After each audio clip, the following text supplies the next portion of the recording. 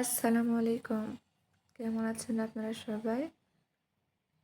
আশা করছি সবাই অনেক বেশি ভালো আছেন। আপনাদের সবাইকে আবারও আমন্ত্রণ করছি আর লাইফস্টাইলের আরেকটি নতুন ভিডিও দেখার জন্য।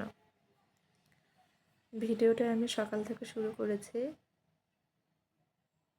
সকাল সকাল পিঠা খেতে মন চাচ্ছিল, সেই জন্য পাটিসাপটা পিঠা তৈরি করে নিচ্ছি। ভাবলাম পিঠা তৈরি করে হাজব্যান্ডকে খাওয়াবো।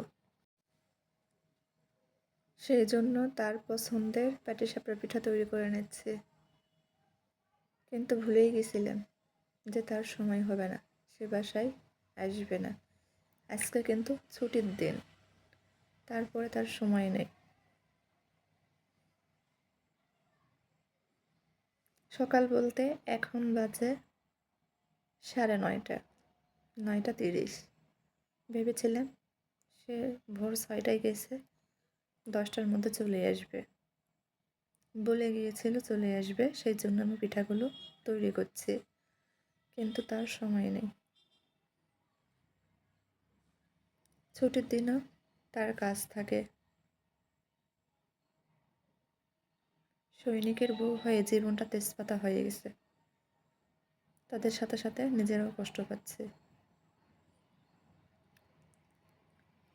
কি আর করার, পিঠাগুলো ভেজে নিয়ে মা মেয়ে খেয়ে নিলাম। তার জন্য রেখে দিয়েছিলাম। সে অবশ্যই রাতে এসেছিল। রাতে এসে তো পিঠাগুলো ঠান্ডা হয়ে গেছে, খেতে পারেনি। তো কি করার, এভাবেই দিন যাচ্ছে। খাওয়া দাওয়া শেষ করে কিছুক্ষণ রেস্ট নিয়েছিলাম, তারপর দুপুরে রান্না বান্না শুরু করে দিয়েছি। দুপুরবেলা বড় মাছ, শীতের সবজি বড়ি দিয়ে রান্না করব আর বরবটি ভাজি করব। মাছ ভেজে নিচ্ছি। অবশ্য মাছ ভেজে আমি অফ ক্যামেরাতে রান্নাও করে নিয়েছি। সব সময় তার ক্যামেরা বন্দি করা যায় না,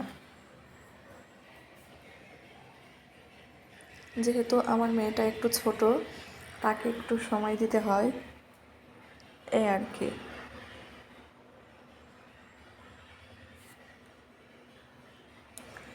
আর আপুদের উদ্দেশ্যে কিছু কথা বলছি। যেসব আপুরা সৈনিকের বউ হতে চান বা ভাবছেন সৈনিকের বউ হবেন, তারা কিন্তু অনেক ধৈর্য নিয়ে আসবেন। কেননা সৈনিকের পাশাপাশি সৈনিকের বউদেরও অনেক ধৈর্যশীল হতে হয়, অনেক ধৈর্য ধরতে হয়। আপনি আপনার কোনো কিছুতেই তাকে পাবেন না, যে কোনো অনুষ্ঠানে তাকে পাবেন না। তাকে ছাড়াই আপনার একা একাই কাটাতে হবে সব কিছু। যেমন ধরেন, ঈদের দিনও ওদের ডিউটি থাকে। তাদের জীবনে ঈদ, ম্যারেজ ডে,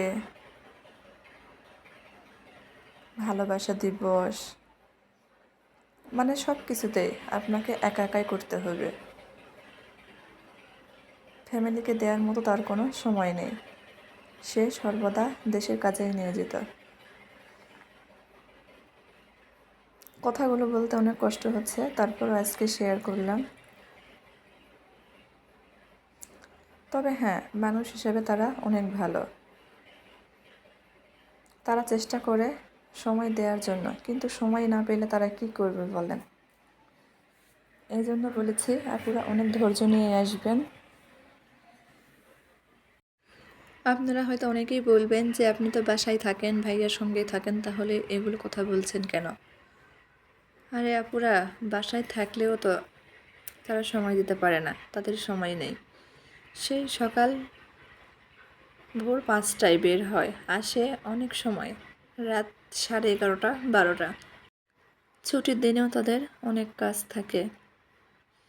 তো যাই হোক, তারপরও আসি যেটুকুই আসি, আলহামদুলিল্লাহ, আল্লাহ যা রেখেছে। যদি কোনো কিছু ভুল বলে থাকি, আপুরা সবাই ক্ষমা সুন্দর দৃষ্টিতে দেখবেন। এই তো দুপুরে রান্না করে নিয়েছি, তারপরে রাতের বেলা একটু কেনাকাটা করে নিয়ে এসেছি। ছোট একটা ফ্রাই প্যান নিয়েছি।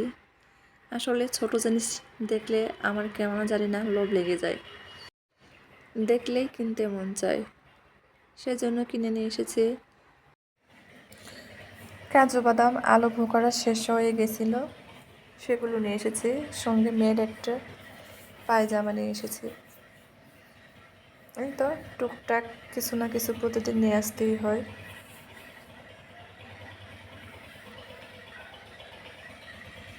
আর আমি সবসময় দিনের বেলা ভয়েস দিই, সেই জন্য হয়তো চারপাশে অনেক শব্দ শুনতে পাবেন। সবাই ক্ষমার দৃষ্টিতে দেখবেন। এই যে এখন সন্ধ্যাবেলা, মানে সন্ধ্যার কিছুক্ষণ আগে আর কি, আধা ঘন্টা পর মাগরিবের আজান দিয়ে দিবে। আমার হাতে একটা ভুট্টা দেখতে পাচ্ছেন, ভুট্টা দিয়ে ভুট্টার পকোড়া তৈরি করব। অবশ্যই আজকের ভিডিওতে শেয়ার করব না।